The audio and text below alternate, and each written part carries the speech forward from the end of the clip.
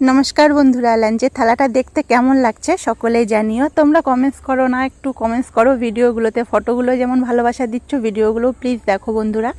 তো লাঞ্চের থালাটা তোমাদের কেমন লাগছে সকলেই জানিও। আমার কিন্তু খুব ভালো লাগছে। এখন ভিডিওটা যখন এডিট করছি, থালাটা দেখে তো খুবই ভালো লাগছে। খাওয়া দাওয়াটাও কিন্তু খুব সুন্দর হলো।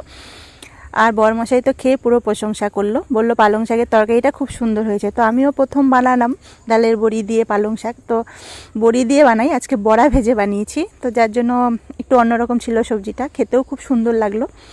তা একদম টমেটো, পেঁয়াজ, কাঁচা লঙ্কা, ধনেপাতা দিয়ে একটা স্যালাড করে নিয়েছি। স্যালাডটা খেতে যা লাগলো না, একটু টক টক লাগলো, দারুণ। বেগুন ভাজার সাথে স্যালাডটা দারুণ লেগেছে। উচ্ছে ভাজা ছিল, গরম ভাতের উপরে লেবু লঙ্কা ছিল। এটা বাঁধাকপির ঘন্ট। তো বাঁধাকপিটাও দারুণ লাগলো। আমার তো পছন্দ, বরমশাই একটু পছন্দ কম করে। আর দেখো পালং শাকের তরকারিটা দেখতে যেমন লাগছে, খেতেও খুব সুন্দর হয়েছিল।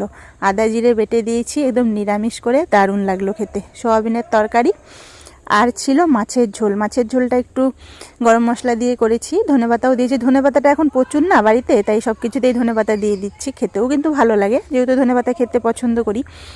তো তোমরা জানিও তোমাদের থালাটা কেমন লাগলো। বরমশাই তো রিভিউটা দিয়েই দিল, বললো খুব সুন্দর।